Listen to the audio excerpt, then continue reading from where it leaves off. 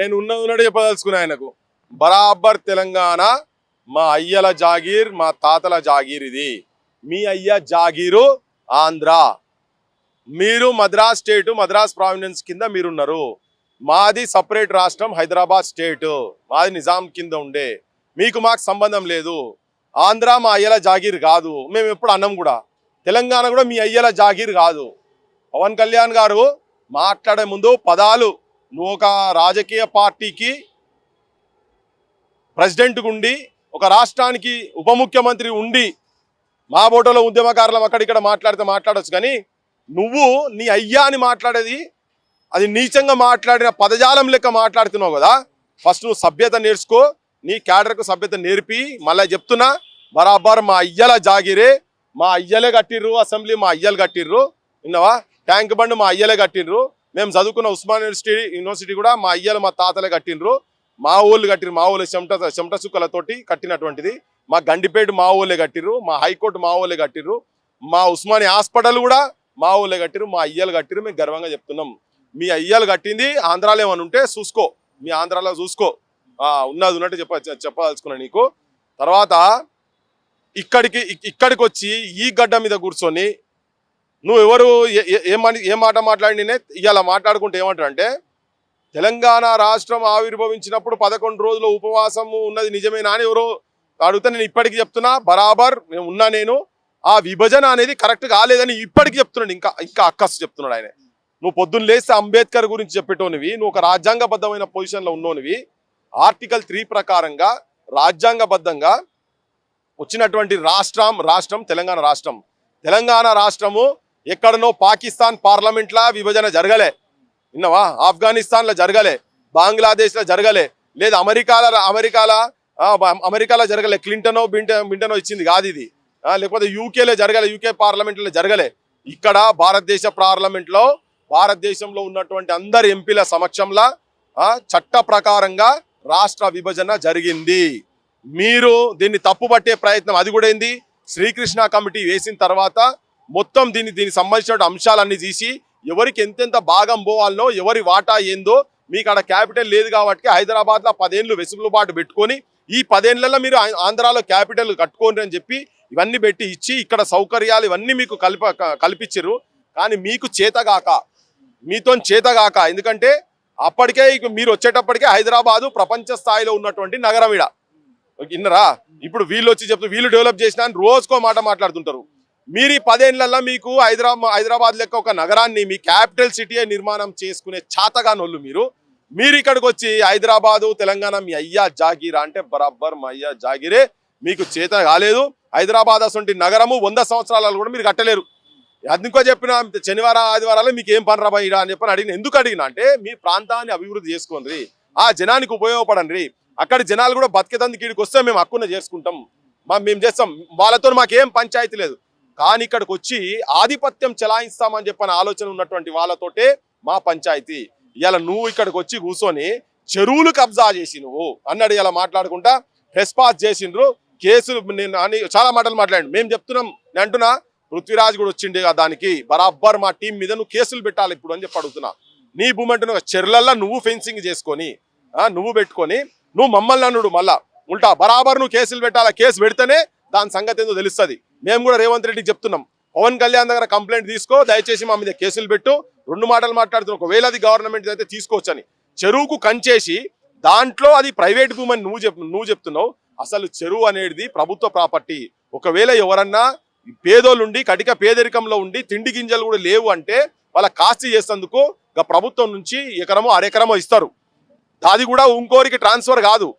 మరి ఈయన వీళ్ళ నాయనలు జన్వాడలో పుట్టిండ్రా, ఈయన జన్వాడలో పుట్టిండా, ఈయన శాన ప్రాంతాలలో పుట్టిండని ఆయనే చెప్పిండు. నేను అనేది కాదు భయ్, ఆయనే వేదికల మీద చెప్పిండు.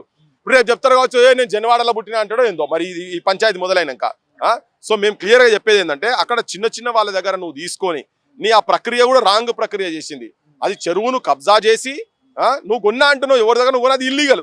నువ్వు చదువుకొని అజ్ఞాని కూడా కాదు కదా, నువ్వు చాలా ముచ్చట్లు చెప్తావు కదా, పెద్దలు చెగువీరా గిగువీరాల భగత్ సింగ్ల ముచ్చట్లు చెప్తావు కదా. ఇవన్నీ తెలిసినావు, ఇవాళ చెరువు అని తెలిసినాక నువ్వు ఎట్లా కొంటావు. మళ్ళీ ఇంకోటి ఏంది, నిన్న మొన్న ఇష్యూ తీసినప్పుడు ఏం చేసిండంటే, ఈడ మేము వ్యవసాయం చేస్తున్నా అని ఫోటోలు పెట్టించి వాళ్ళతో ప్రచారం చేసుకున్నాడు.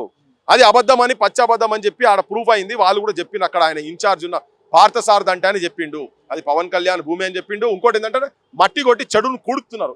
26 ఎకరాలు కబ్జా చేసినటువంటి కేడీగాన్లు ఎవరు విన్నావా? కోడి చెరువును కబ్జా చేసిన కేడీగాన్లు ఎవరు? వాళ్ళకు బేడీలేసి బుక్కల వారేయాలి. మేము తప్పు చేస్తే మాకు కూడా హత్కాడీలేసి మా మీద కూడా కేసులు పెట్టుర్రి. మేము ప్రభుత్వానికి చెప్పినాం ఇది ప్రజల భూమి అని చెప్పి. ఆయన ఏందో ఏం చెప్తున్నాడు, నా ట్రేస్ పాస్ అని ఆయన ఇంట్లోకి ఏదో పోయినట్టు చెప్తున్నాడు. తెలంగాణ సంపాదనకు నా ఇంట్లోకి వచ్చి నువ్వు ఈడ కూర్చొని నువ్వు నీ ఇంట్లోకి వచ్చినట్టుగా ముచ్చట చెప్పి కేసులు పెడతా అని మాట్లాడుతున్నాడు. ఎంత గమ్మత్తుగా ఉన్నది ఆయన మాటలు, ప్రవర్తన. ఇంకోటి ఏంటంటే ఆయనే రెచ్చగొడుతున్నారు, వాళ్ళే అమ్మనా బూతులు తిడుతున్నారు.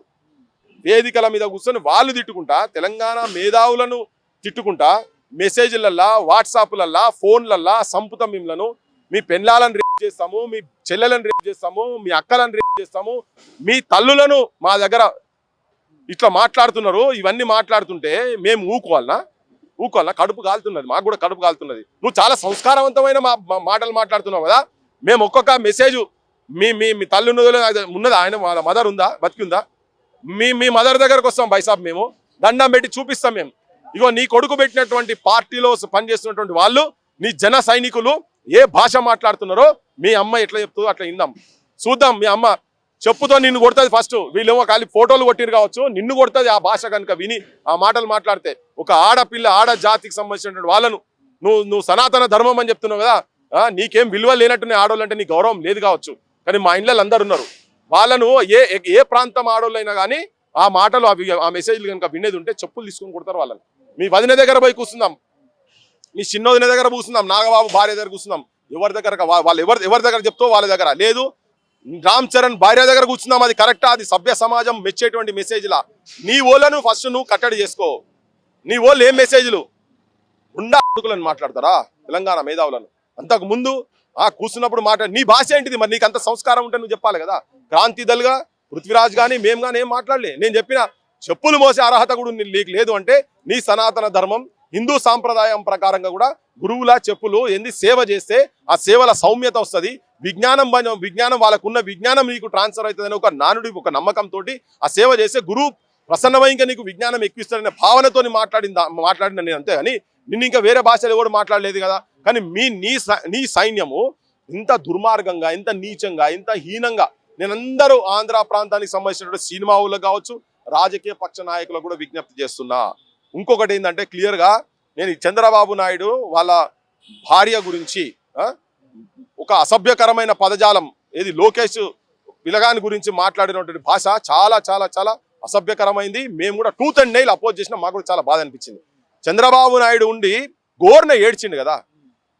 ఇవాళ నేను చంద్రబాబు నాయుడు గారిని అడుగుతున్నా, ఇవాళ మరి మా వాళ్ళను ఆడోళ్ళను అట్లా అడ్డగోలుగా తిడుతుంటే మరి నువ్వు కేసులు పెట్టి బుక్కల పడేయాలనా లేదా? దొంగ కేసులు పెట్టకు, నువ్వు ఉన్నాయా ఉండేది ఉంటే పెట్టు. వీళ్ళు ఎక్కడెక్కడ అన్ని ఆంధ్ర ప్రాంతంకి వెళ్ళి వస్తున్నాయి. మాకు ఇక్కడ ఎవరు ఏ ఉద్యోగస్తులు కొట్టినావా? ఎక్కడనే అసలు కనీసం అన్నావా? నాకు కూడా మస్తు మంది దోస్తులు ఉన్నారు. వాళ్ళ ఇళ్ళని నేను కూడా ఆప్యాయతంగా వాళ్ళ ఇళ్ళ చెల్లెళ్ళు అక్కలు లెక్క నాకు కూడా ఉన్నారు కదా, అవి మాట్లాడతాం కదా. కానీ ఇంత అసభ్యంగా ఇట్లా చేస్తుంటే నీకు సంబంధించిన ఈ జన సైనికులు, నీతోని కలిసి ఉన్నటువంటి వాళ్ళు, నీ కూటమి ప్రభుత్వంలో ఉన్నటువంటి వాళ్ళు ఇక్కడ ఈ పనులు చేస్తుంటే మీరు కూడా ఎంక్వైరీ చేయండి, ఇమీడియట్ గా పెట్టండి. మేము విద్వేషాలు రెచ్చగొడతలేం. నేను అనలే వెళ్ళిపోరాపై ఇడికెళ్ళని చెప్పని మేమేం చెప్తాను. నేను అదే అంటున్నాడు, తెలంగాణలో మేము ఎందుకు తిరగకూడదు, మేము తెలంగాణలో పార్టీ పెడతాం, తెలంగాణలో మేము పోటీ చేస్తామంటే కూడా నేను మాట్లాడాను. ఇప్పుడు ఆయన ఎవడు ఆపిండు? ఆయన ఇంతకుముందు కూడా తిరిగిండు కదా. తన తిరిగిండు, వాళ్ళ అన్న తిరిగిండు, వాళ్ళ చిన్న తిరిగిండు. సినిమా వాళ్ళంతా కలిసి దండయాత్ర